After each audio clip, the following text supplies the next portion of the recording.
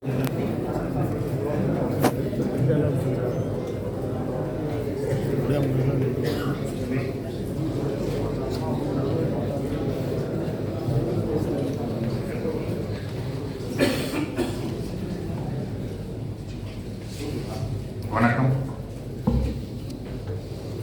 Solar மின்சக்தி தொடர்பாக இந்த கருத்தரங்கத்திற்கு தலைமையேற்றிருக்கின்ற நம்முடைய இயக்குனர் பசுமை எரிசக்தி கழகத்திலே வருகை தந்திருக்கின்ற மேற்பார்வை பொறியாளர் தஞ்சாவூர் பொறுப்பு அவர்களே, தலைமை பொறியாளர் தஞ்சாவூர் பொறுப்பு அவர்களே, மேற்பார்வை பொறியாளர் திருவாரூர் அவர்களே, மேற்பார்வை பொறியாளர் நாகப்பட்டினம் பொறுப்பு அவர்களே, தலைமை பொறியாளர் ஆர்டிசி அவர்களே, வங்கி மேலாளர்களே, மெண்டாஸ் பொறியாளர்களே, சகோதர சகோதரிகளே, உங்கள் அனைவருக்கும் காலை வணக்கத்திலே பதிவு செய்வதை குறித்து இயக்குனர் எரிசக்தி கழகம் அவர்களும் தலைமை பொறியாளர் அவர்களும் சோலார் மின் திட்டத்தினுடைய சிறப்புகளை இங்கே விரிவாக எடுத்துக் கூறினார்கள். இந்த நிலையில் வெங்காஸ் இங்கே கம்மியா இருக்கு அப்படிங்கிற அந்த சூழலையும் பொறியாளர்கள் நிறைய கலந்துக்கிட்டதுனால ஏன் சோலார் மின் இணைப்பை நாம் பெற வேண்டும் என்கிற விழிப்புணர்வு நம்மிடம் இருக்கிற பட்சத்தில் தான் நம்ம வீடு வீடா போய் கேன்வாஸ் பண்ணாலும் அதை வந்து எஃபெக்டிவா பண்ண முடியும். அப்படிங்கிறதுனால சில விஷயங்களை உங்களோடு பகிர்ந்து கொள்ள வேண்டும் என்று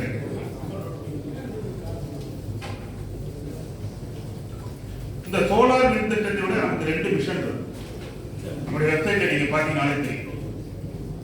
நம்முடைய 2 மிஷன்ல முதல் மிஷன் வந்து சேவ் என்விரான்மென்ட், சுற்றுச்சூழலை காக்க வேண்டும். இரண்டாவது மிஷன் என்ன அப்படின்னா சேவ் எலக்ட்ரிசிட்டி. நம்மளுடைய குறைக்க வேண்டும்.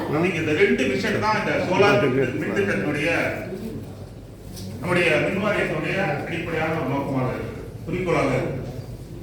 இந்த 2 விஷயங்களுக்கு பின்னாடி நமக்கு சில விஷன்ஸ் இருக்கு. நமக்கு மட்டும் இல்ல, இந்தியாவுக்கே இருக்கிறது, நாட்டிற்கே இருக்கிறது, தமிழ்நாட்டுக்கு இருக்கு, உலகம் முழுக்க அந்த விஷன்ஸ் இருக்கு. அந்த விஷன்ஸ் வந்து எதை இந்த விஷன்ஸை நம்ம அச்சீவ் பண்ணோம் அப்படின்னு சொன்னாதான் அந்த விஷனை நம்ம அச்சீவ் பண்ண முடியும். அப்படிங்கிறதுனால அந்த முதல் விஷனாக சொல்லப்படுகிற விஷயம் வந்து தற்போது இருக்கக்கூடிய எரிசக்தியாக இருக்கக்கூடிய எரிசக்தியுடைய ஆதாரமாக இருக்கக்கூடிய நிலக்கரியாக இருக்கட்டும், பெட்ரோல் டீசலாக இருக்கட்டும், இப்பொழுது உள்ள கண்டுபிடிப்பின்படி இன்னும் 100 ஆண்டுகளுக்கு மட்டுமே வரும் என்றுதான் சொல்லப்படுது. இன்னும் கண்டுபிடிச்சாதான் புதுசா.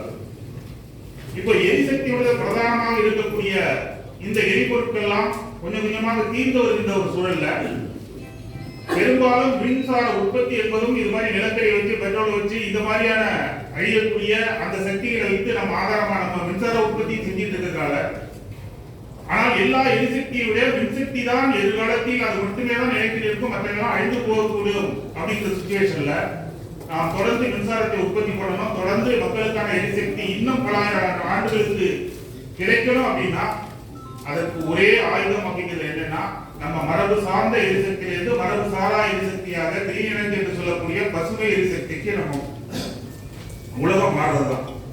அந்த அடிப்படையில் தான் உலகம் முழுக்களும் சோலார் மின்சக்தியை பயன்படுத்தும் அப்படிங்கிற அந்த லாஜிக்கை இன்னைக்கு உலகம் முழுக்களும் பயன்படுத்துறாங்க.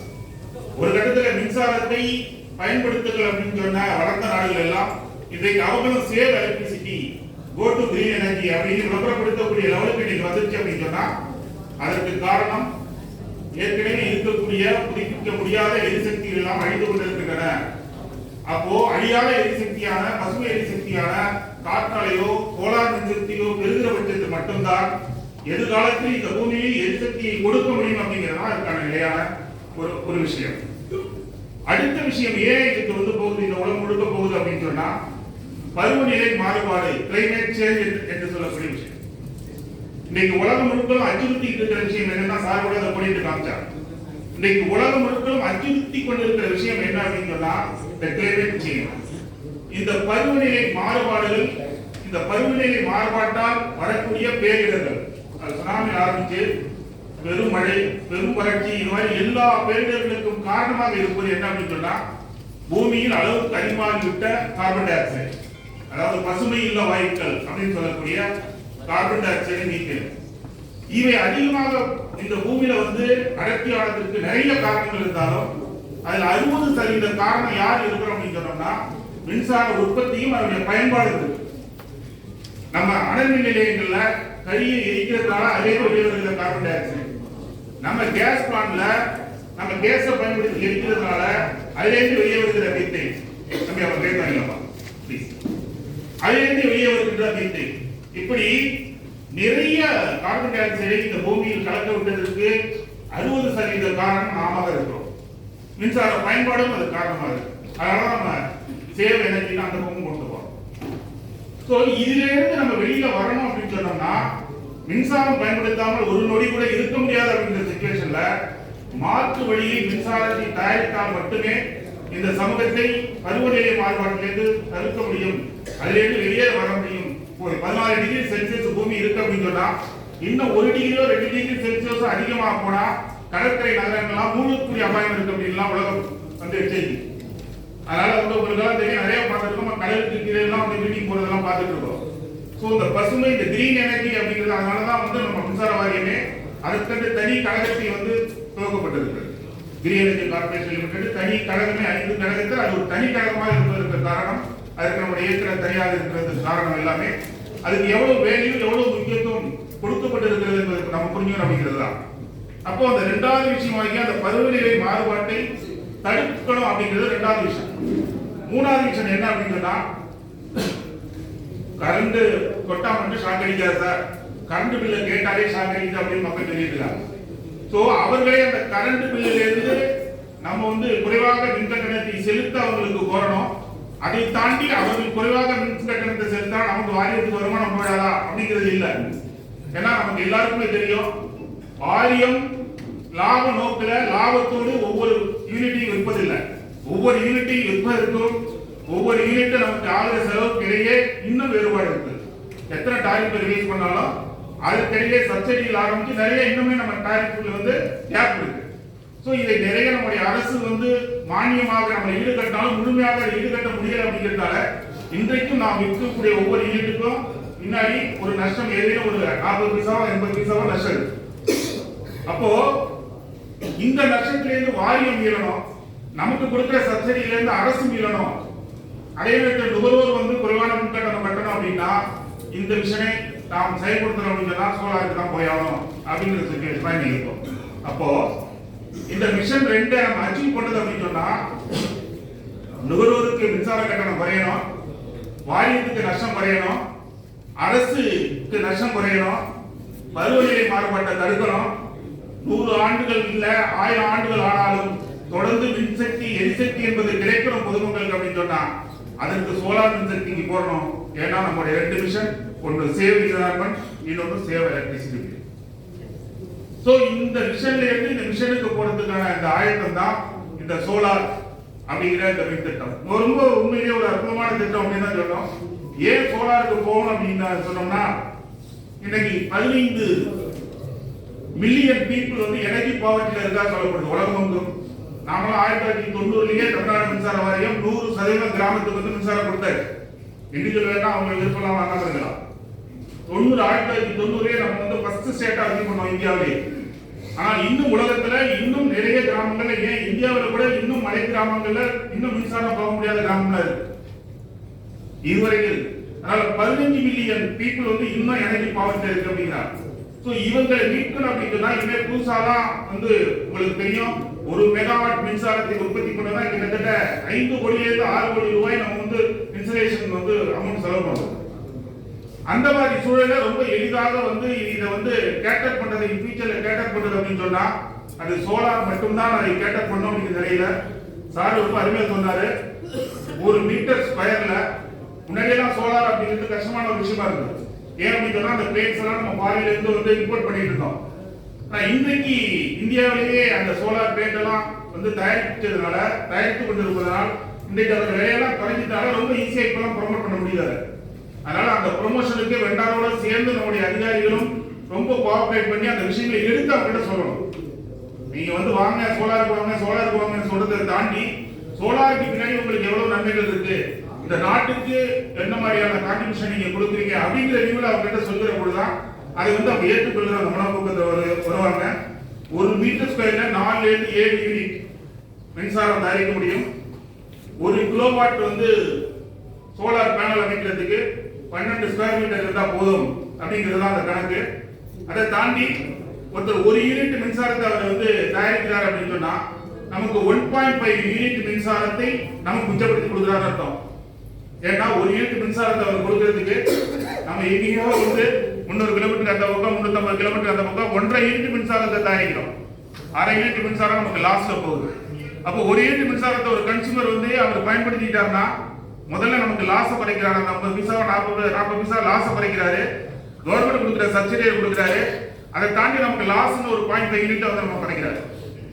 அதை தாண்டி இன்னும் நிறைய விஷயங்கள் இருக்கு. நான் பிஹெச்டியே டிஸ்ட்ரிபியூட்டட் ஜெனரேஷன்ல பண்ணதுனால அதை தாண்டி நிறைய அதில் வார் இருக்கு, அந்த வாரோட லாஸ் இருக்கு, இவ்வளவு டெக்னிக்கல் விஷயங்கள் இருக்கு. இதுக்கு பின்னாடி நிறைய இம்பாக்ட்ஸ் எல்லாம் உள்ளுக்குள்ள இருக்கு. அப்போ இவ்வளவு இம்பாக்ட்ஸ் இருக்கிற பொழுது உண்மையிலேயே அதை வந்து அங்கேயே அந்த லோக்கல்லேயே அந்த டிஸ்ட்ரிபியூட்டட் ஜெனரேஷனை வந்து அவங்க வந்து யூஸ் பண்ணிக்கிற பொழுது மிகப்பெரிய அளவுக்கு வந்து நம்ம பணிபுரிகிற அந்த நிறுவனத்திற்கு மிகப்பெரிய ஒரு சேவையை நாம் செய்வதாக நாம் வந்து நினைச்சுக்கிட்டோம். நிச்சயமாக இதை ப்ரொமோட் பண்ண முடியும்.